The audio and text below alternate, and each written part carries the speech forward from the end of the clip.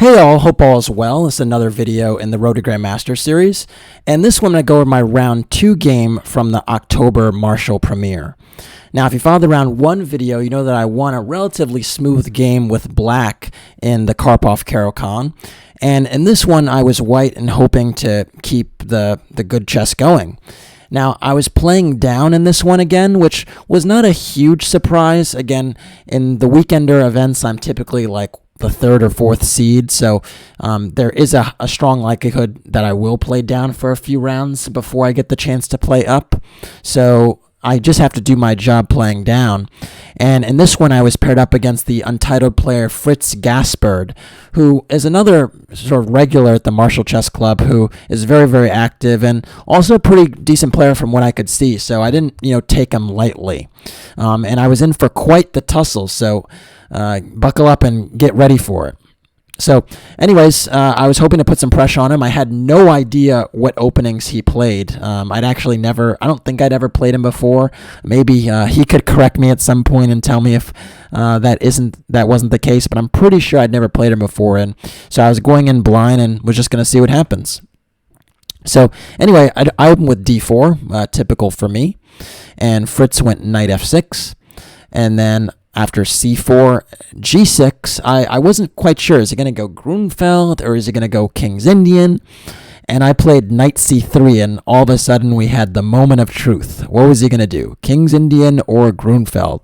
And it turned out he was a Grunfeld player because he went d5 really quickly, and I was like, oh, here we go. We're going to get into a little bit of a theory battle, because whenever you play the Grunfeld, it seems like, the first 10 plus moves are really all book, and by book I just mean theory, and it's not really the case with other openings, and that's the kind of thing that's frustrating to play with the Grunfeld. But I thought that, I am an international master. I shouldn't be afraid of whatever theory he has. I should get the opportunity at some point to kind of show him what I'm made of. And so I thought, I shouldn't shy away from the main lines. Let's kind of go for it. So instead of going for bishop g5, which was a move I'd employed in the past, I actually decided to go for the absolute main line with c takes d5. And after knight takes d5, I went e4. And so this is main line Grunfeld stuff.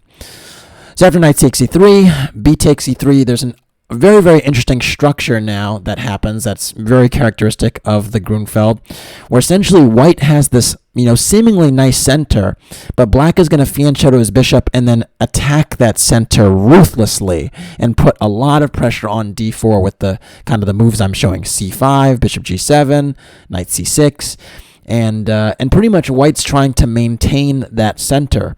And so usually I've actually stayed away from these positions with white because, there's a great burden when you're, defending and playing with the center, because you have to do something with it. If you just allow it to be attacked or you don't actually mobilize it well, it actually falls apart.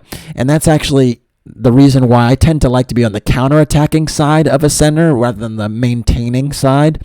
But, in some openings, you have to be willing to take the space and do something with it. And it is a burden, but it's also, a good burden. It's a good responsibility if you know what to do with it. So, anyways, after b takes c3, black went bishop g7. And now I went bishop c4, and this was the variation that I was angling for this time. There are many moves in this position. There's knight f3, there's bishop e3. There's all types of moves. There's setups with bishop e3 and queen d2. There are even bishop b5 check lines. But the bishop c4 was the modern line that really had a lot of, really grew in popularity starting, I think, in the 80s when Gaspard and Karpov were playing. I can recall them playing many bishop c4 Grunfeld lines. Typically, black was the one that was typically Gaspard was on the black side of the Grunfeld and white was playing the modern variation. And then it even took hold quite a bit in the 2000s. I think Veselin Topalov was a huge proponent of this side for white. And in fact, he won a very, very important game in the first game of his world championship match against Veselin Topalov. He actually won I want to say a miniature. It was less than 30 moves. It was like 25 moves in this line of the Grunfeld. And it actually inspired me because I actually won a game when I was 15 or 16 against the highest rated player I've ever beaten in a FIDE rated game with white. I beat Anand's second, Soraya Sekar Ganguly, who at the time was rated 2680 FIDE, and it was actually in the bishop c4 line of the Grunfeld. So I did have some familiarity with the system, and I had some good results with it way back when, almost 10 years ago, and thought, hey, let's give it a whirl again. So anyways, after bishop c4, castles, and knight e2. And this is the idea in this system, is you play the knight to e2 so that bishop g4 does not, pin that knight annoyingly. You could play f3 and kick it away. And when by playing the knight on e2, you reinforce your center because c5 is going to come. So after knight e2, c5 was played, and then I castled, and black played knight c6, and you can see there's this relentless pressure I was talking about on the d4 pawn. So white really just needs to kind of hold up the fort for now, and that's why bishop e3 is played, because I have just enough defenders on that pawn. 4 defenders, 4 attackers. I'm holding it together for now. Note that if this knight was on f3, black could play bishop g4, and then my center would just completely collapse. So that's why it's important to put that knight on e2. So anyways, after bishop e3, b6 was played, and this line actually is something that's a really modern treatment of the system, because it's really one of the more popular lines today. And the idea is that this pawn sacrifice that's being offered with d takes c5 is actually quite tricky, because if you take this pawn, black's actually not going to usually take back on c5. He's going to go queen c7. And the argument here is that for a pawn, white has kind of shattered his center and his pawn structure, and this bishop now has tremendous scope on the long diagonal. So that, coupled with the spoiled structure, black argues is enough compensation for a pawn. And typically, white actually goes knight d4 here and doesn't even try to get the second pawn, because if you go c takes b6 and a takes b6, you actually activate another black piece, this rook on a8. And black has actually shown to have excellent play in this position, with the knight coming to e5 or a5, the bishop maybe coming to b7, the rooks both playing on open or half-open files, and white is not better here at all. So that's why knight d4 is normally played. And they're really long lines I can show here. I'm going to show one. If knight e5, knight b5, queen b8, bishop d5, knight g4, g3, knight hc3, f takes e3, a6, knight d4, b takes e5, rook b1. Anyways, this line goes on, but there was a game you can check out between Sergei Karyakin with white and Maxim Vachier-Lagrave with black from this year, where white actually won a very, very nice game in this system, and I believe this very position came on the board. So do check that game out if you're curious about the way that white can proceed in this very, very complicated line. There are many, many nuances there, but eventually white won the game in a position like this, where what wound up happening is that white actually managed to win the a6 pawn and managed to queen as a pawn. And the issue was that even in this opposite colored bishop position, white had a lot of pressure on the f7 pawn, and that, coupled with the active rook, gave him really good winning chances that he was actually able to convert. So the double pawns here did not seem to be much of a factor, and the c pawn that was not as valuable a passed pawn as the a pawn would prove to be, because the white pieces control the c4 square really effectively. So yeah, something to look at, consider if you're a theory buff. That's been played quite a bit. I did not even opt to play d takes c5 and go for that line. Instead, after b6, I just decided to play queen d2.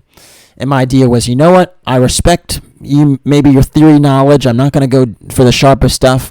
I'm just going to try to maintain my center and build up the pressure, and then potentially lash out later. So queen d2 has the idea of potentially connecting my rooks first of all, and then potentially deciding what to do with my rook on the a file, whether to go to c1 or d1 later. And yeah, just keep tension in the position. And then also sometimes to entertain bishop h6, trying to trade these bishops on the dark squared bishops, because this one on g7 is really a menace, attacking my center. And if the bishop's gone, then the squares around the fianchetto are a little sensitive.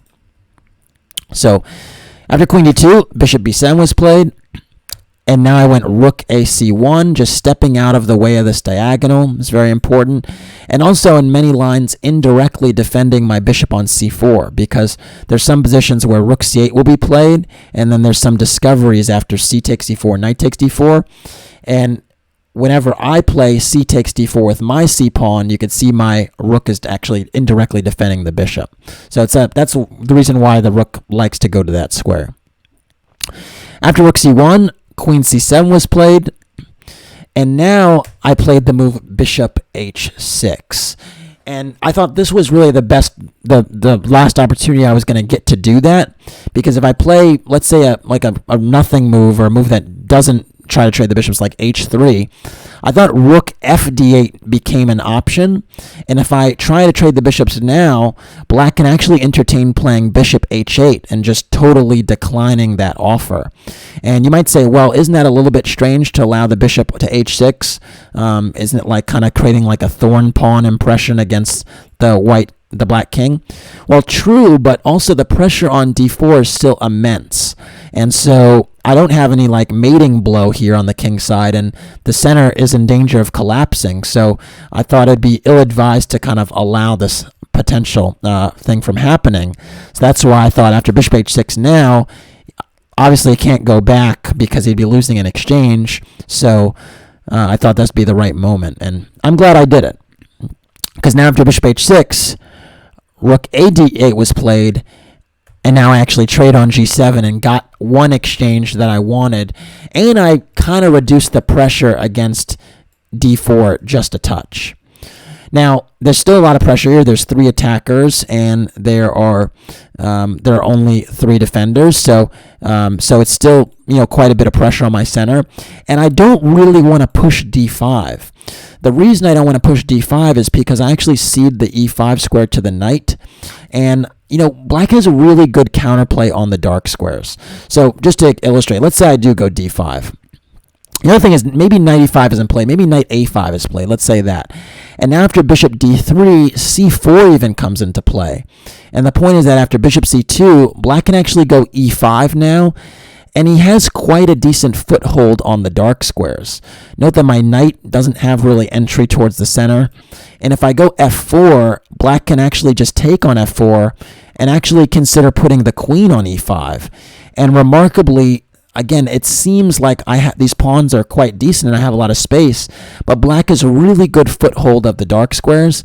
And long term, this knight on a5 might reposition itself on d6 or c5, where it's putting more pressure on my e4 pawn and blockading my d pawn. So I have to be really careful strategically that I don't slip into an endgame where my pawns are kind of halted, and then black can start to improve on both sides of the board while these d5 and e4 pawns are sitting targets. So I got to be really, really careful there, and that's the thing I'm always thinking about is, when to play d5, when not to play d5, keeping tension and stuff like that. Because a lot of the potential play that white has in this position is actually by virtue of keeping the tension. So I actually now played the move queen e3 just to step out of the pressure on the d file, and also to stop any potential knight e5s from happening, because with my queen on d2, black could consider playing knight e5 without any recourse, because the rook is actually eyeing the d2 queen. So essentially queen e3 steps out the way, keeps the tension, and again, I welcome cd4 because now my c rook would be active. Now d5 is more attractive because I can infiltrate on the c file. This would be a nice type of position. So really, black is trying to keep the pawn tension, and so am I. So after queen e3, black played knight a5, hitting my bishop on c4, and this is really thematic in this structure. You have this nice dark square, concept going on the queen side. You hit my bishop on c4, force it off the long diagonal because I don't want to go to bishop b3 and give up the bishop there. So you go to d3, and on d3 it's just not as active. It's behind the pawn on e4. Even if this pawn was not on e4, the g6 pawn is really well guarded. And, black's actually, pushing me back a little bit, but this is typical in this structure. White is trying to maintain the center and then lash out on the king side with a timely pawn push with f4 or even h4. So after bishop d3, black now went e5, and this is extremely thematic. And the point is that I don't really want to take on c5 because I lose some dark square control, and even here an endgame might be something that's quite attractive for black because now black is the one controlling the open file. So that's not very desirable. And if I take on e5, black really has good control of the dark square. So after queen takes e5, even if I go f4, this queen can step away, let's say potentially to move like e7, and there isn't any really decisive breakthrough even as attractive as this looks. Like if I go f5, black can just go queen e5 back and stay on the dark squares. If f6 check, there's king h8, and I'm not getting any mate on g7 because rook g8 saves the day. And if I don't crash through on the king side, you could see how my center is just in smithereens. My pawns are split all over the place. The knight on e2 and the bishop on d3 are really passive, and it's really kind of a going for broke approach. So you have to be really, really careful in terms of resolving that tension and opening up the position, because if the attack doesn't work in the system, it really doesn't work. So instead, the other way to play, instead of going for these attacks that may not work, is to play the move d5. And then the position transforms again, because all of a sudden, instead of it being like a really open position where there's fireworks in the center, now it actually takes on a closed structure that's very akin to the King's Indian. And in many respects, it's almost a better version of the King's Indian than black usually gets in these positions for a few reasons. Firstly, white is not killing it on the queen side, right? There's no pawn storm going on the queen side that's rolling black over. Black is more than holding his own on the queen side. The other reason is that the dark square bishops are actually traded. Typically, in the King's Indian, the bishop on g7, the fianchetto bishop is just absolutely dreadful because as long as it's closed, it's just, behind this wall of pawns. Here, it's actually traded, and that actually means that, black doesn't really have any bad pieces. So in many ways, this is actually a much, much better version of a King's Indian, which is kind of funny. The Grunfeld is a much better opening, theoretically, than the King's Indian, so it's not too surprising. But it's just a really funny transposition in some respects that happens. Now, the other thing that's important is that this knight sometimes makes its way to d6 and becomes a really effective blockader of white's protected passed pawn. So even though it appears that white has, good control of the center with these pawns, it's actually difficult to mobilize, especially when you consider the fact that whenever white tries to play f4, black can either take and get the e5 square for the queen, or play f6 and try to sit a little bit more patiently. So anyways, I played d5 anyway, knowing these things, and black now played the move bishop c8. And I think this is a huge mistake that essentially just kind of, shows a little bit of his rating, frankly, and also just the lack in understanding in this position, because he played a lot of theory to get to this point quite well, but then he kind of erred, very, very quickly. And bishop c8 is wrong just because it's you want to remaneuver your pieces, but the position is not totally clarified in the center to do that. So to me, it's just a little bit slow. Instead, I would prefer a move like f6, reinforcing your position on the dark squares, or even a move like c4, kicking the bishop on d3 and allowing me to, reinforce the protection of the d5 pawn. So bishop c8 is playable, it just wouldn't be my choice. After bishop c8, I went for the move f4 now, trying to break open the position and kind of taking advantage of the fact that I didn't think he understood fully how to play this one actively. So I actually took a little bit of a risk with f4, but it was in part based upon this bishop c8 move because I kind of figured he might not understand the feature of this position, and it was a little bit of a practical gamble. Now, the best move in my opinion in this position is actually e takes f4. And the reason for that is because you get this e5 square for your pieces. So if I go knight takes e4, knight takes f4, excuse me, I think queen e5 is quite effective. You can even start with c4 and then go queen e5. And the point is that now these pawns are firmly blockaded. A rook can come to e8. This knight is ready to dance over to c5 or d6. And if black manages to get this knight back in the game without getting checkmated, there are huge problems for white because the center just grinds to a halt. So that was one potential idea.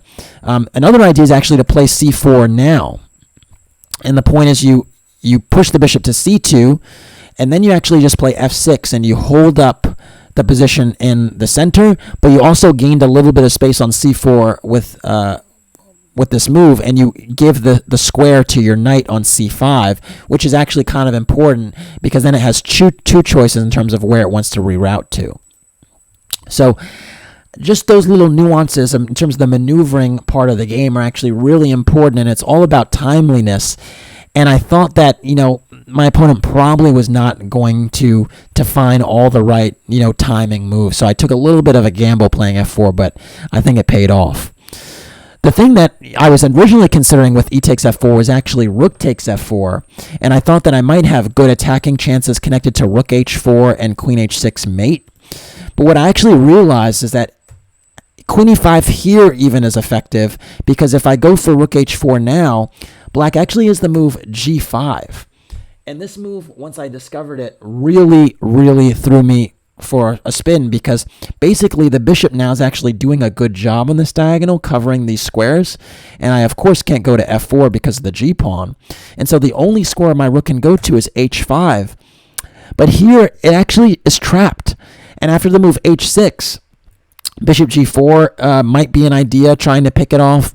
And it's actually hard to try to, break through this position. You might say h4 looks very natural, but it also is very risky. And so, just to give you an example, rook f1, f6, h4, knight b7, and I'm just not actually breaking through with this rook on h5 because the queen lacks connection towards black's h6 pawn. And so it seems like white has all this pressure, but again, if black consolidates on the dark squares, it's actually white that will be the one trying to defend. So very, very risky position, and one that I thought, I don't know what's going on here, but I didn't see a mate, or I didn't see any decisive attack, and I started to get a little bit concerned. Fortunately for me, after f4, Fritz played f6, just to kind of defending. And I was happy with this move because now I very quickly went for c4, not giving black another opportunity to play c4 himself and, potentially give the c5 square to the knight. This is, I think, the last opportunity for Fritz to really clarify the structure in his favor, because e takes f4 here is like a must. If you play e takes f4, I obviously take on f4, and then again, queen e5 is the key move. You get the queen on the dark squares, you put the knight on d6, and you stabilize. Instead, my opponent very quickly played the move queen e7, and he's trying to kind of hold the fort without giving himself any squares. And the thing is that he does have reasonable dark square control. But what I've come to realize a lot playing chess this year is that space matters more than squares a lot of the time. And if you lack space, it doesn't really matter which squares you may or may not be controlling, because you'll just get rolled over. And so basically space kind of steamrolls squares. And that's actually the issue here. He's controlling e5, but all of a sudden I'm able to play this move f5, and now it doesn't really matter that e5 is being controlled or that there's some dark square control, because he can't do anything. And all of a sudden, this pawn tension is extremely unpleasant. If you go g takes f5, I can take back, and I get this e4 square for my knight and a potential attack on the king side. But if you do nothing, I slowly build up myself. And that's actually kind of what happened, because black now played knight b7, now just, again, trying to control squares but lacking space. And I went g4, and I'm just pressing onward, and the space actually is the biggest factor, even though it would appear I have this dreadful bishop on d3 that really is behind the wall of pawns. Again, space matters more. So after g4, black went bishop d7, and now I went knight g3, and I'm slowly trying to build up my forces to storm the barricades on the king side. And the issue for black is that resolving the tension will give me counterplay against the f6 pawn and play on the g file. And if you play g5, then I can play for h4. And so you pretty much are kind of damned if you do, damned if you don't situation where, you're going to give me some type of play here while lacking counterplay because the center is actually closed. The only saving grace for black in this position, frankly, is the fact that he has really good dark square control. So the hope is that, if black sits and I don't press on correctly, that he'll actually get, counterattacking chances connected to my misplays. So after knight g3, g5 was played, and I think Fritz kind of understood that I had a lot of pressure on the king side, but this actually kind of accelerates my counterplay because all of a sudden h4 becomes a serious problem. And so now I played king g2, and now I'm going to actually prepare that break. And so you release the tension on f5, but you invite a new one on h4, and that's the problem with this g5 move. After king g2, bishop b8 was played. It's a reasonable move guarding the h5 square. My knight was going to consider going there at some point, so that's reasonable. He's trying to hold the fort, but with a lack of space, it's going to be tough to do that. So after bishop b8, I now went rook h1, and so I'm priming up for h4. Black played bishop f7, and now I went h4, and there's already some threats here of h takes g5 or rook h2. Black played h6, which I think is a good move. You want to be able to recapture with the h-pawn and then try to trade off all the rooks in the position. And frankly, if all the rooks in the position are off the board, I'm actually not better at all and could be in danger of being slightly worse because all my pawns are on light squares, and this knight can come to d6, the bishop can come to e8, and black could potentially play for a pawn break. So with b5, so it's not like black is not without chances. It's just that if the most dominant feature in the position is space. So after h6, I played the move rook h3. And this is a move I want you to remember because this is a move that's extremely, extremely important for the next few moves, for the next sequence of moves. And I want you to understand why rook h3 was played instead of rook h2. In fact, you might want to think on that now, and then you'll understand why it's the case that it was played later. Maybe your idea of why I played this was right, because it's really important. So anyways, I played rook h3. Black went rook h8. I now went rook ch1, and I'm building up the pressure on this h-file. And note that if black tries to take on h4 and release the tension, h6 is a goner. So it's really, really positive tension for white and negative pawn tension for black. So after rook ch1, black played knight d6, and this move right here was kind of the huge coup de grace of my plan, the whole idea with the last few moves. So why don't you pause the video here and try to find the move white to play. I think it's a nice one.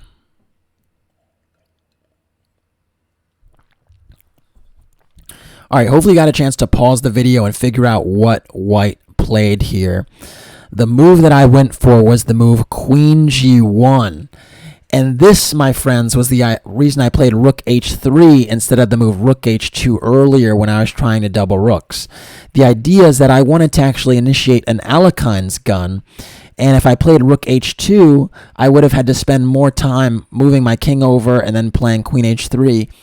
And usually you don't want to lead with your queen with the Alekhines gun anyway, because the queen is the most valuable piece.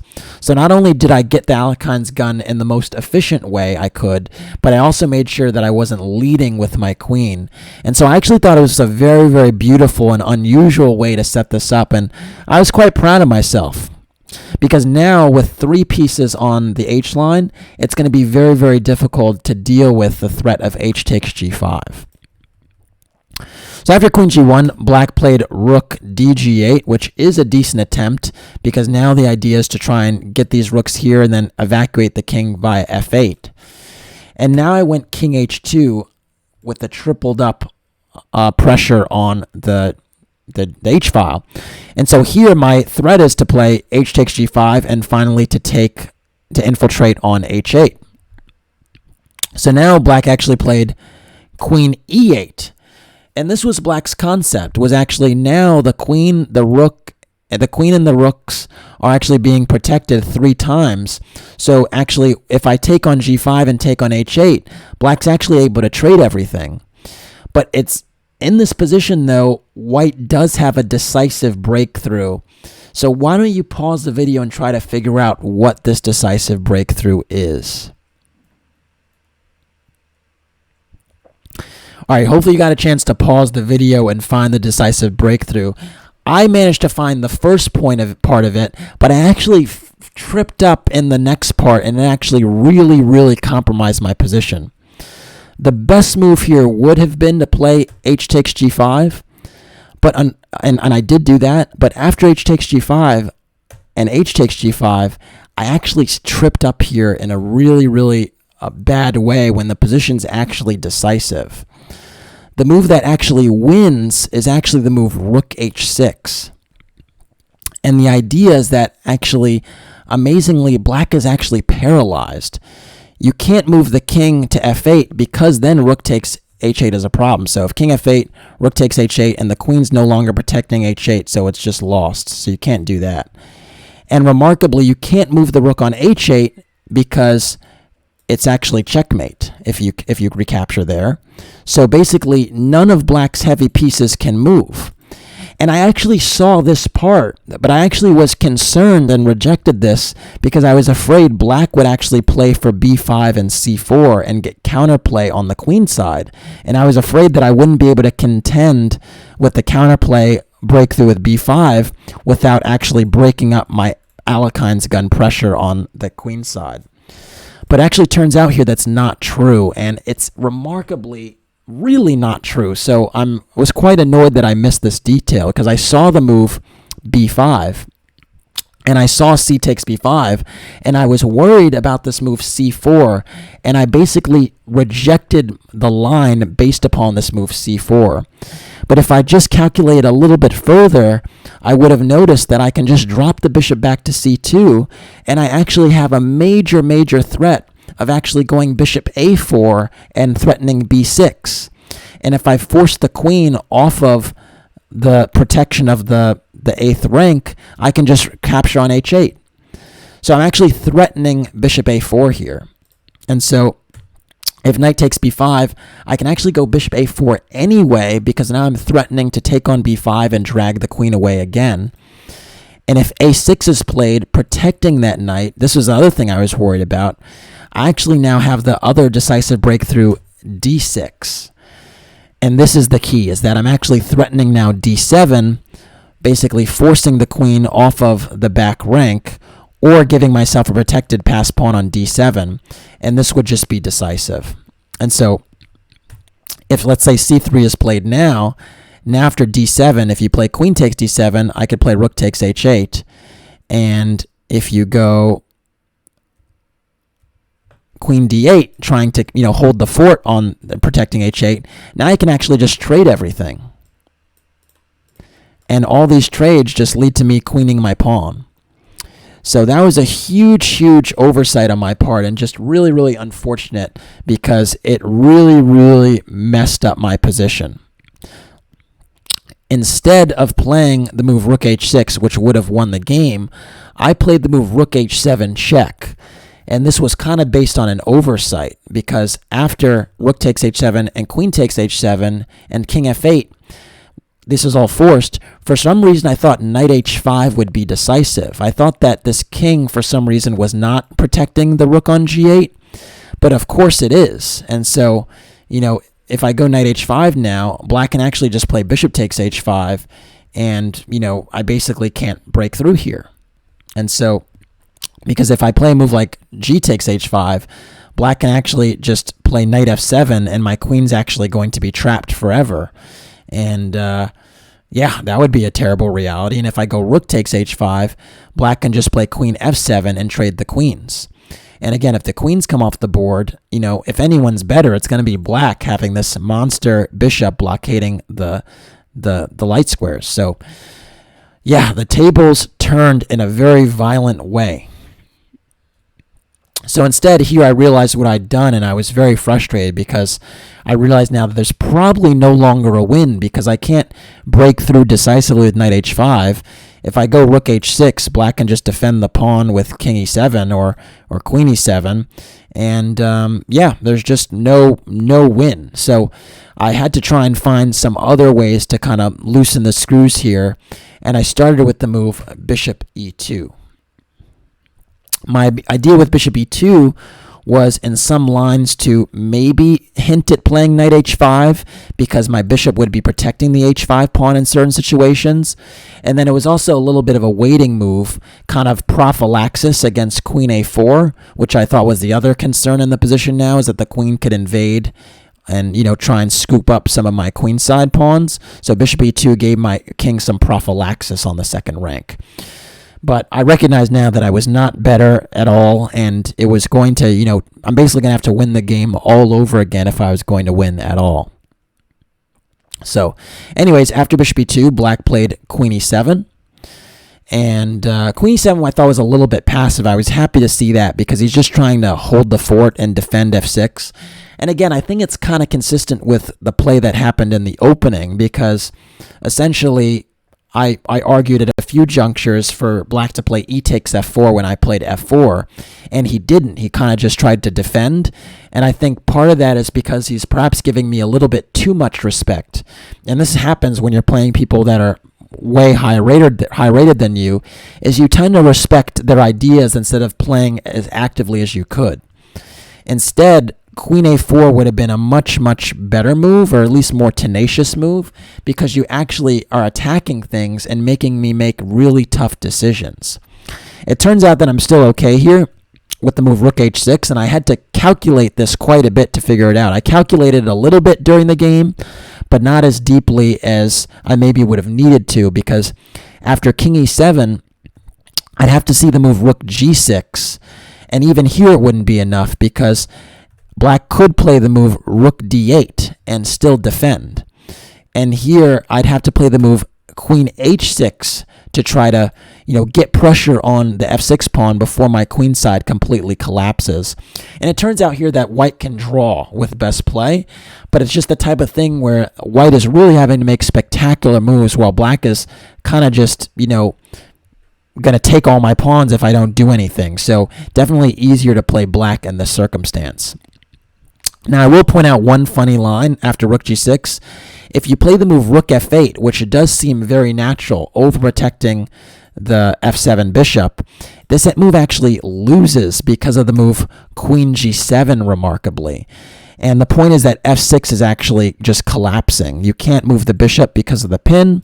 And if you go knight e8, which seems like it holds everything together, there's actually d6 check.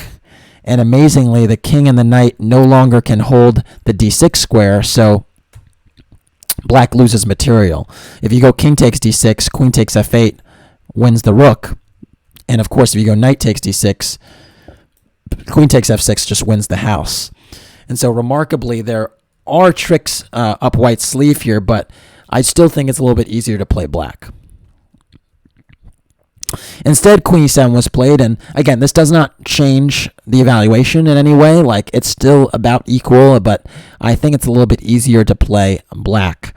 But I was trying to get some chances here because I still do have more space. And so I actually went for the move queen h6 check, forcing the king to e8, and then the move a4. And my idea here was I already control the h file. I might be controlling the a file. So if I get some counterplay on the a file, maybe pry that file open, I might be getting somewhere. So that was pretty much the concept there. So after a4, black played a5, which I actually think was a very, very smart move, basically locking up my counterplay with a5 myself.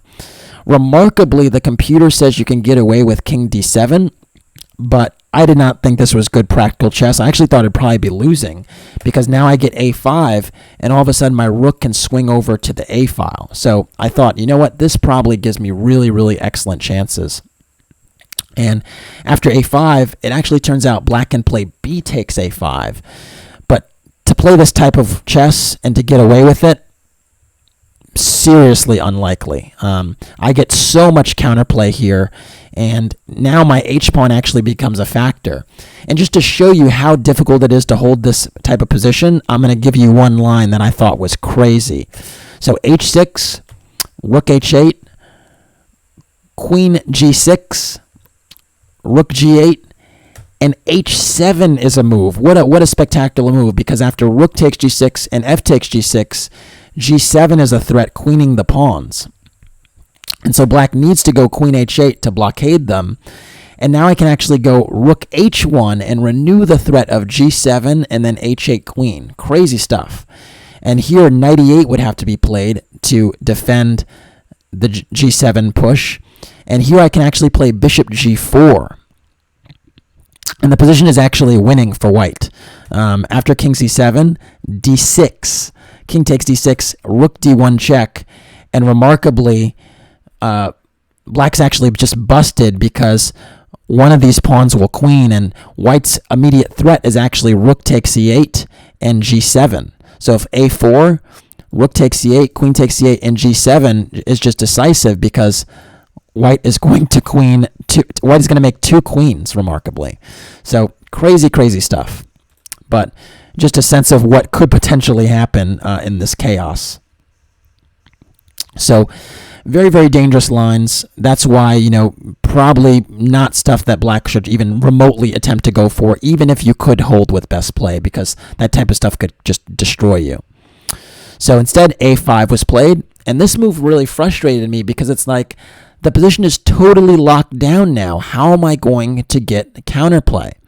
And so I thought there was one more try in the position, one more lever, based upon the fact that b6 was hanging. And so I decided to go for that, knowing that if this didn't work, nothing was going to work. And so black's plan is actually just to go king d7 and king c7. And if black's protecting the b6 pawn, there's no way I can do anything anywhere. And so I decide now to play rook b1. And the point is that the queen is tied to f6, and the king is not yet on d7, so you can't go to c7. So I thought the only move here was actually knight c8. It turns out I was wrong. There was also the move queen d8, as the computer pointed out to me, and remarkably, quite paradoxically, the queen is actually defending both squares effectively and is not overworked. I could throw in knight h5, but it actually doesn't really change the story. Black essentially holds the fort together quite decently and manages to, get these dark square blockades and draw the game. So, fortunately for me, Fritz did not see queen d8, but it was a move in the position. Instead, he played the move knight c8, defending the pawn. This is what I thought would be played. And now I took my last chance to make something of the position with the move queen h7. First, eyeing this rook, basically encouraging it to go to a passive square with rook f8. And then I played the move d6. And this was my concept, my last chance. I thought that if I jettison the pawn with d6, I give my rook another file to work with, and the king is not fully consolidated to the queen side yet, so it's still kind of caught out in the open. And I thought my chances connected with rook d1 and moving the knight to h5 would give me some chances. So anyways, after d6, queen d6 was played. and I went rook d1, hitting the queen on d6. And now queen c6 was played, stepping out the way. And now I went for it with the move knight h5. And this move is a really, really difficult move to deal with in time trouble. It's something that, Fritz was actually in terrible time trouble at this point, and all of a sudden there are actually some serious threats in the position. There's knight g7 check, there's knight f6, and these dynamics make it kind of tricky to deal with. So after knight h5, Fritz actually played bishop takes h5, and here I went g takes h5, and all of a sudden it's not so clear anymore because I'm threatening h6, bishop h5, mate, and the king actually lacks squares. Black played knight e7, which unfortunately is not the best move. Instead, knight d6 or g4 would hold with best play. Just to give you one line, if you go knight d6, h6, knight f7 actually covers up this diagonal and saves the game. And I actually don't have any decisive breakthrough, and the queen could come in and infiltrate with checks. Instead, after knight e7, h6, the position is actually decisive because bishop h5 check is actually mate. Black played g4 trying to hold on, but unfortunately I'd calculated this and it actually leads to quite a beautiful finish. Why don't you pause the video here and try to figure out what that finish is. So after g4, I played the move bishop takes g4, allowing myself to be pinned with rook g8.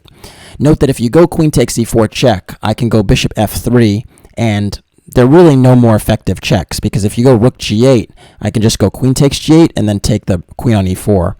And if you go queen c2 check, I just can step to h1, and I still have mating ideas on c6 or h3. So that doesn't work. Note that if you want to move like rook g8, bishop h5 is decisive. So instead, after bishop takes g4, rook g8 was played. And remarkably here, I have the move queen takes g8 check anyway, because after knight takes g8, h7 actually just wins on the spot. And the issue is quite beautifully that you can't stop my pawn from promoting either by going to h8 or by going h takes g6. Black can't stop both promotion ideas. And it's a very, very unique motif in chess that I don't think I'd ever actually executed in a real game, so it was a nice thing to play. After h7, Black actually played queen takes e4 check, but this does not save him, because now I play the move bishop f3. And remarkably, there's just one check on the board, but I just move my king away, and then I still threaten to queen, and I'm a rook up. So in this position, Fritz actually resigned. Well, he actually lost on time, but he's also losing on the board, and so I actually won this one. Very, very interesting game. I think just as far as, the Grunfeld, a very, very sharp opening, the modern Grunfeld with bishop c4. I think I learned a lot about pawn structures here from the standpoint of this pawn tension with when to play d5, when not, the transition from a open center to a fixed center. And yeah, I think I was fortunate to win this one, but I think it really taught me a lot about the dangers and strengths of playing with this structure for both sides. And it's nice to learn some lessons in a win. All right, that's it for this one. Thanks for watching. Please like and or subscribe to the channel. And if you want to support the Road to Grandmaster journey, you could do so by making a donation through the PayPal link in the description below. Have a good one. Take care.